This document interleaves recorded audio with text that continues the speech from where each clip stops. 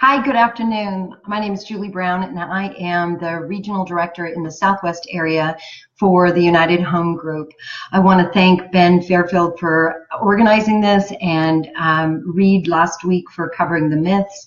And I want to jump into what Gary and Jay and Dave shared about the 9 ways to think a million. And, let's go back to the story that he starts this book with, which is just such a phenomenal book. But he starts the book with talking about Mount Everest. And from discovering that it was the highest mountain to the day someone actually reached the summit was 100 years. And then people did it over and over and over again. And that says something about how we build a business. We have models to look at. We have people to see who have gone before us. And we've got people who are actually breaking barriers right now. So glad you've joined us. And let's jump into 9 ways a millionaire real estate agent thinks. High achievers. So how we think matters, right? We hear that whether we're in Ignite or in Bold or in every class we take from the Keller Williams models, we know that thinking big and the way we think matters, right? Our thoughts that we have create emotions. Our emotions create emotions and feelings. Our feelings create activities, and our activities bring about the results. So when we don't have this foundation, and one of the things Gary talks about is so often people get into real estate and they jump right into the transactional side of it. They don't take the time to really lay this foundation. So going back to that model, right, the very base of that mountain, I know it's a triangle, but think of it as a mountain. The very base of that mountain on the inside is the way we think. So, Gary Keller, when he started the company, how many years ago, he would, everybody who answered the phone said national office.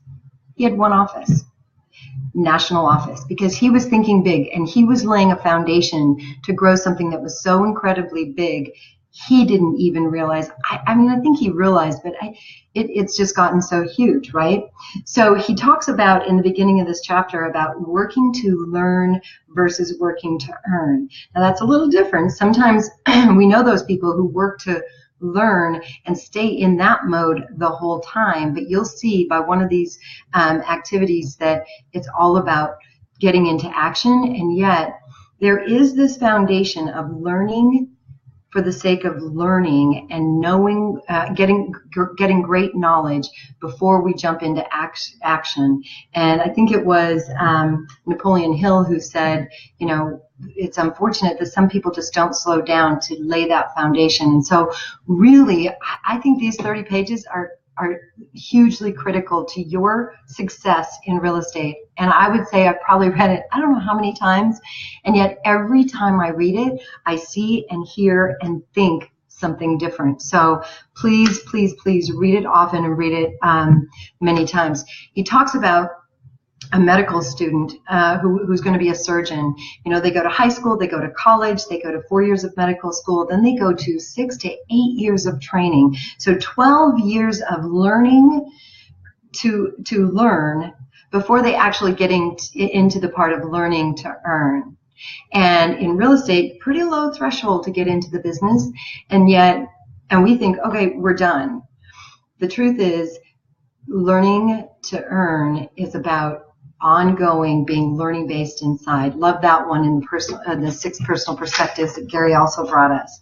So here's the thing. Many of us can get by on natural charisma, on our energy, on our entrepreneurship to get us into the business and get us rolling.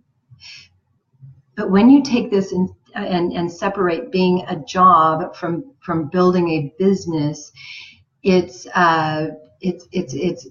this is what sets us apart, how we think. So, and Gary says, if we don't stop to think, sometimes we get so far in that we make so many mistakes that we can't get it back. We can't go back and rebuild the business.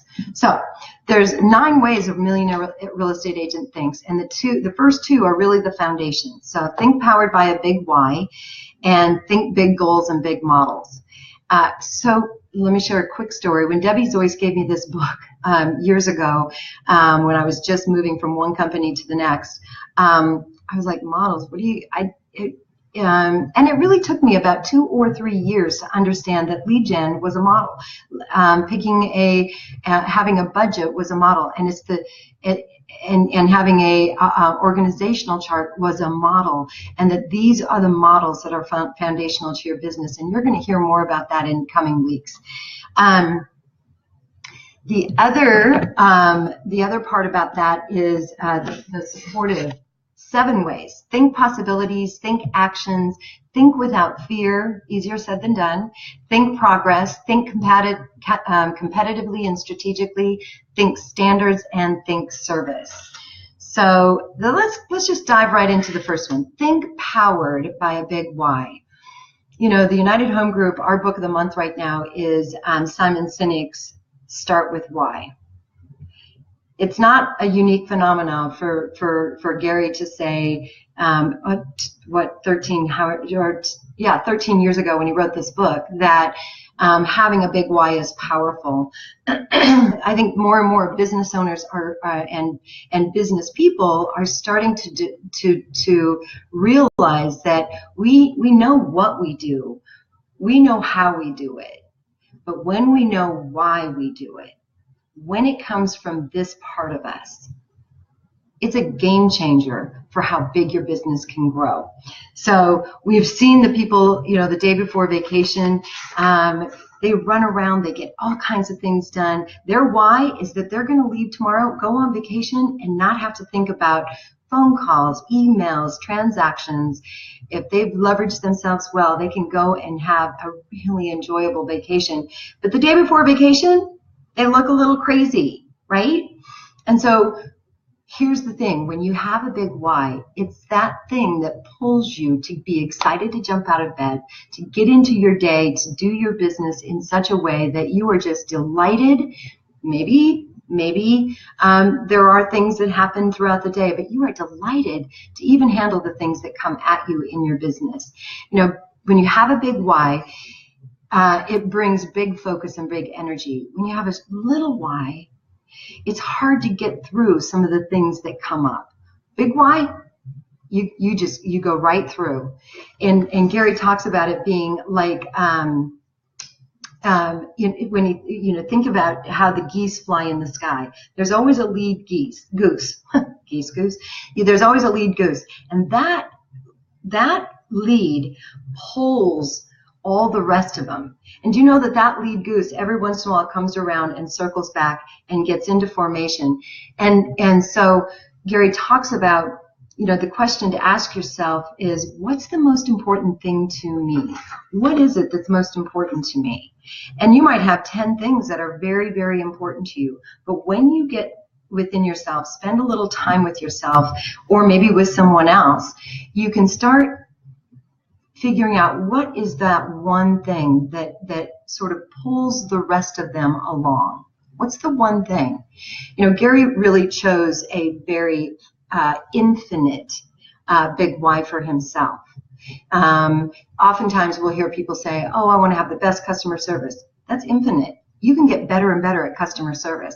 You'll hear some people say, I want to be the best negotiator. Also infinite. You can always get better at negotiating and working those contracts. When you say, I want to make $250,000, that's finite. When you hit it, then what? So he likes to think, and he actually says it on page 75 in the Millionaire Real Estate Agent book. He says my big goal, but I think he means my big why is to do my very best, to be my very best, and to grow as much as possible. When you get out of bed in the morning and you say, how do I do that? What am I going to do to make that happen? It pulls you through all the things that might come up throughout the day and create a little bit of chaos. One of the things that Cody shared with us is kind of a simple formula, and yet spending some time on it might help you discover what your big why is. It's to blank such that or so that blank. And you get to fill that in with whatever makes the most sense to you. Because at the end of the day, having somebody else's big why or borrowing somebody's big why, that'll be okay for a minute, and yet it won't be okay for very long. It doesn't keep you excited and thrilled about getting out of bed and having your day, your business grow to the extent that you can make it grow. All right, think number 2 is think big goals and big models. So big goals and big models. This is where you might have some finite, right? I want to make $250,000 or $10 million or whatever it is. Big goals will make sure that you implement and create big models. Now, the models are in the book. They're going to be coming to you later. However, when you think those big goals, what that actually helps you create is big habits. Now, those big habits are what you get into the routine of doing every single day. Gary talks about real estate, when you're doing it at a really high level, that it's not exciting every single day. It's repetitious, it's routine, it's doing the same thing day in, day out. The exciting part about it is that you have different clients, you have different opportunities, you have different ways to negotiate. So there's infinite number of things you get to do within your business, but actually growing your business becomes very routine and very expected day in, day out. Warren Buffett says, because here's the other truth. We know some people whose habits are very not so strong, or their habit is to hope someone gives them a call. And so he says, Warren Buffett says, the chains of habit are too light to be felt until they're too heavy to be broken. And so 6 months into the business, 8 months into the business, if you haven't laid down a time blocking routine for yourself, pretty soon you think, well, I've had a couple transactions, this is easy. And yet to really grow and go beyond that entrepreneurial level, to be on purpose, it's going to be very difficult for your business to grow. And remember, this whole concept is about thinking big. It's not about the money. Right? It's about being the best you can be. It's about growing a business that supports the perfect lifestyle that you want to have. So big models, big goals, and creating those big habits around that so that you are just seeing things immensely. One of the things I love about expansion is that, gosh, Gary might have had it in his mind 10 years ago, maybe even longer. His idea around expansion was to grow a franchise company. I don't even think he thought that in the very beginning. And yet here we are, not just expanding Keller Williams worldwide, we're expanding teams within Keller Williams in expansion. And so we don't even know what's possible next. And I'm wondering if those pirates who get together with Gary every other month or whenever they get together are thinking even bigger. And I bet you they are, because that's how they're wired. They're that head goose, right? So number 3, think possibilities, right? There's 3 kinds of people. There are the people who are everything's possible. There are people who say nothing's possible. And there are people who say, well, some things are possible. And I will tell you, and Gary has said in here, when you have a why that's big enough, when your goals are big enough, you actually get pulled along and see more possibilities. Simple question to ask yourself every day. When you're presented with a challenge or a problem, you get to ask yourself, do I see a way it's possible? Or is my first reaction to say, no, can't be done, or I can't do that? So how do you approach challenges, opportunities, different things that come into your business? Do you immediately go to, oh, it's not going to work, oh, the transaction's dead, oh, it's not going to close? Or are you the person who says, no, you know what else is possible? Who do I need to talk to? What training do I need to go to? Who do I need to go have lunch with so I can learn what they're doing so that I can be better in my business? So charisma will only take you as far as you can as far as you can go. But when you surround yourself with people who are thinking possibilities and thinking bigger, that's when you your life and your business actually explodes. So I know we hear it all the time, act as if you can't fail. Well, that's going to lead us into a later way to think. So the third way to think is think action. So we're thinking powered by a big why. We're thinking big models and big goals, and we're thinking possibilities. But if we don't take action, nothing's going to happen. And at the end of the day, this is a very action-packed business that you have chosen to be in. That was your choice. Now, granted, most of us didn't realize what was actually possible, or we didn't realize what real estate actually took once we got in it, once we got exposed, once we had some training, once we surrounded ourselves with people who think big, like Gary Keller, Dave Jenks, Jay Papasan, Cody Gibson, Ben, all these people who think massively. Now we have to take action. And taking action means that we get into the models, we get into the systems, we get into our strategies, we get into our routine, and we take clues from other people who are successful, and we go to the training, and we might even hire a coach to get into action. So taking action is absolutely massively important to making things happen. Remember, we talked about at the beginning, think to learn, and then think to earn. And this is where earning becomes absolutely the result. So the fifth way to think is think without fear. Here's the truth, right? Our minds get in our way. There are things that sneak into our heads that say, no, you can't call a for sale by owner. Oh, no, you can't door knock, or no, you can't pick up the phone and call people you don't know, or you don't know enough. You can't do it. That's what this says. Now, what I know about our minds is they're not necessarily always our friend, right? And we get to think about in bold when we have the bracelet on, and when we have a negative thought, or we haven't been positive, or we take that band and we move it to the other wrist. And we do that to pattern interrupt what our brain is trying to keep us in, which is thinking in fear versus thinking without fear.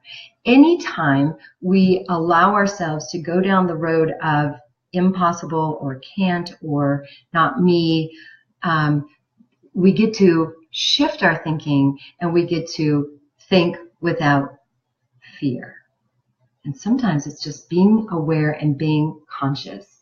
So fear of failure is probably one of the number one fears of everybody out there. And yet, surely if you don't begin, if you don't take action, you're going to fail. You're going to fail. You're just not even going to start. So starting is the most important thing. Keeping at it, being surrounded by people who encourage and teach and train you. Think without fear. Make that decision today. All right, let's go to the next one. Think progress. So think progress is, I love this one, because thinking progress is we are living in a microwave world. And the truth is, building a business is a crock-pot endeavor. It doesn't happen overnight. And we get so frustrated, and we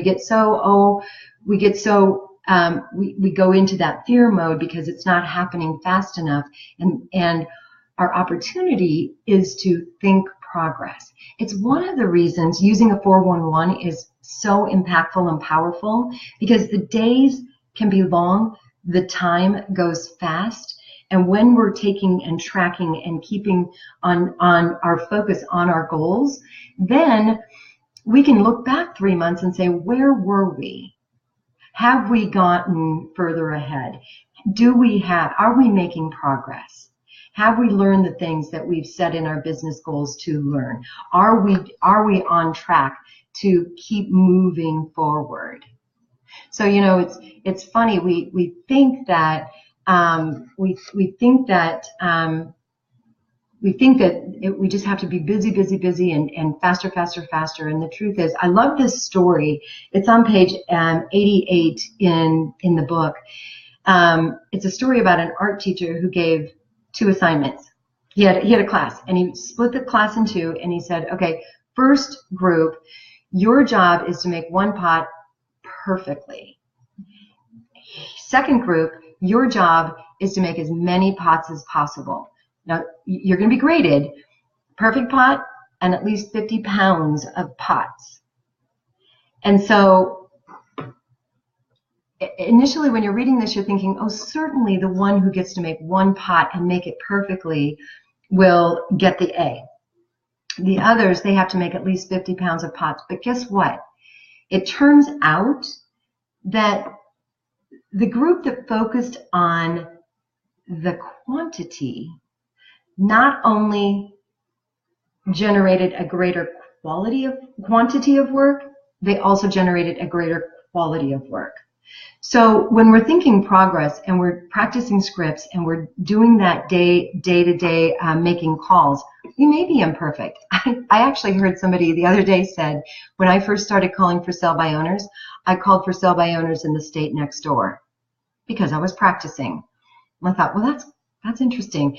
And yet he said, I didn't want to ruin my reputation in my own town, so I just practiced in the state next door or the city next door or whatever.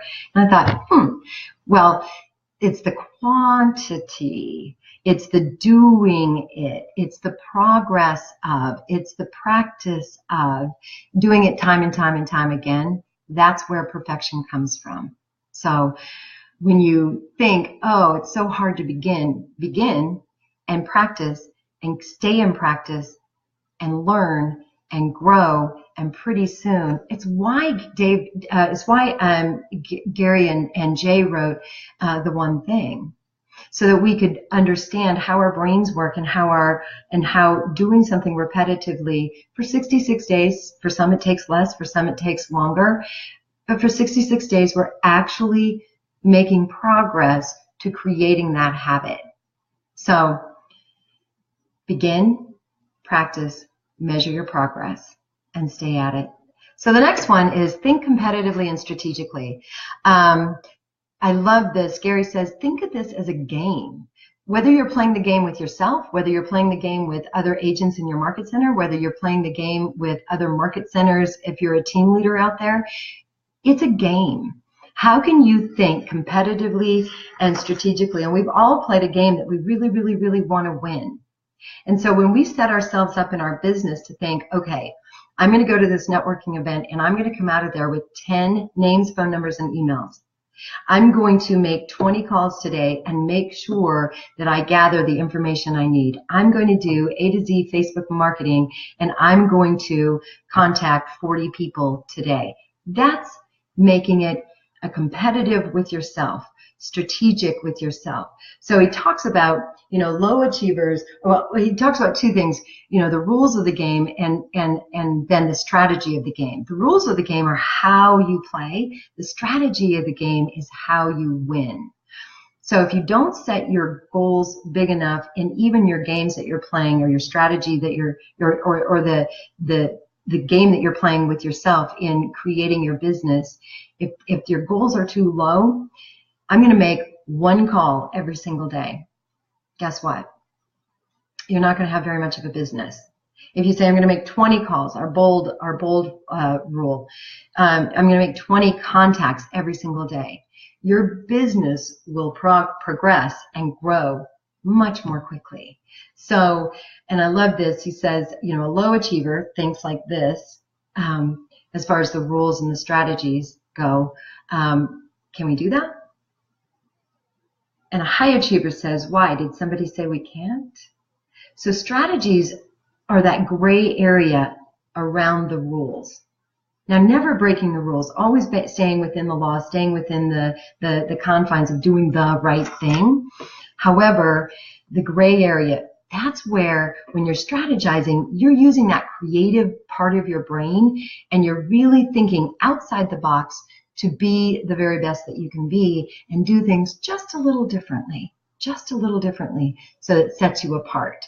So thinking creatively and strategically, competitively and strategically, is key to high achieving in your real estate business.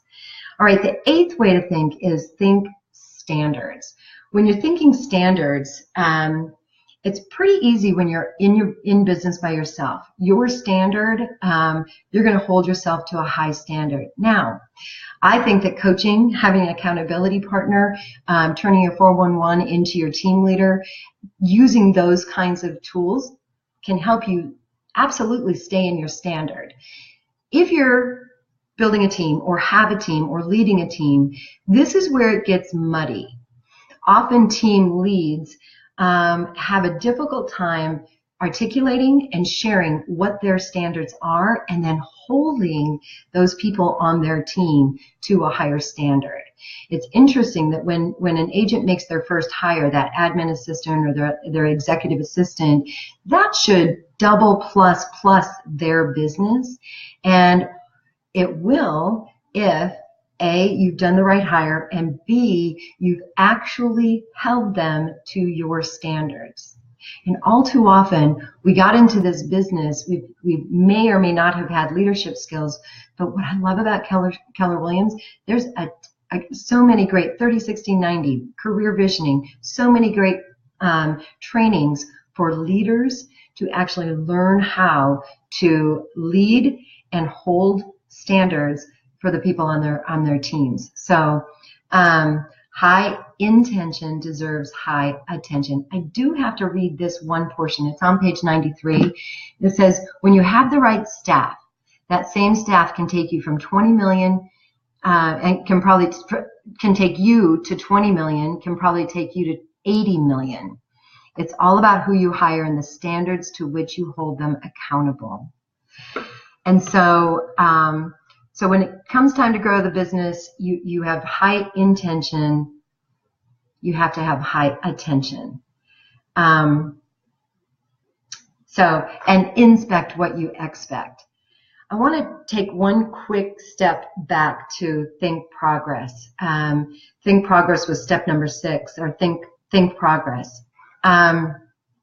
I was talking with Abraham Shreve earlier today, and what he was sharing with us some coaching strategies.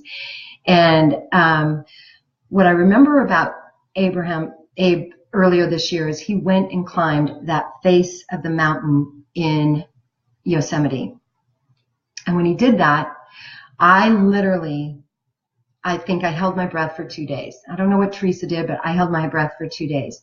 And what I failed to trust was that he had done all the steps in his business, in his hobby, or in his goals to get to that base of that mountain. He knew what to do. He'd practiced incessantly. He had trained incessantly, and his progress was to get to the face of that mountain and get to the top of that mountain.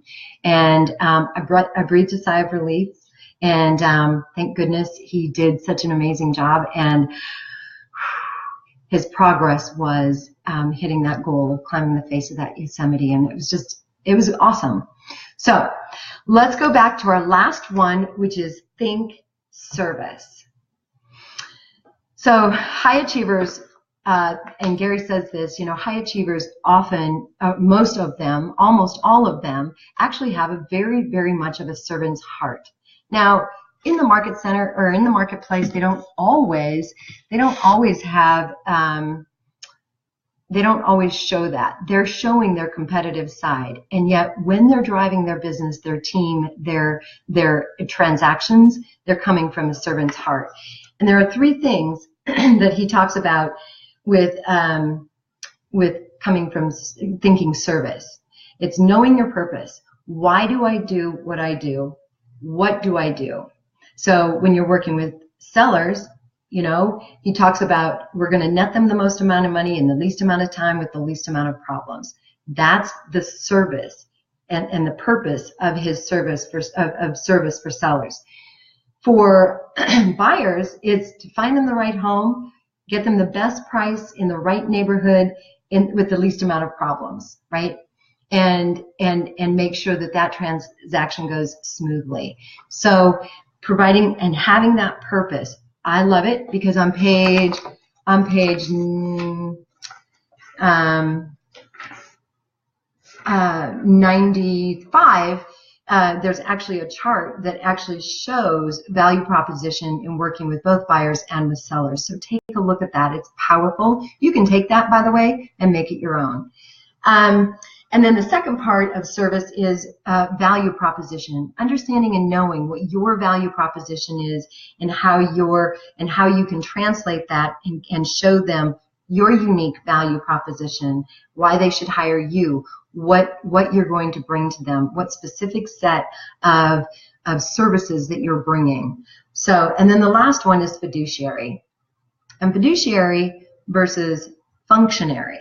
So again, on page 96, there's a huge difference between functionary and fiduciary. Functionary is really the task, getting the tasks done. Checking off a box, making sure things are done, getting in, and here's an example. Low relationship, and then on the fiduciary side, it's high relationship.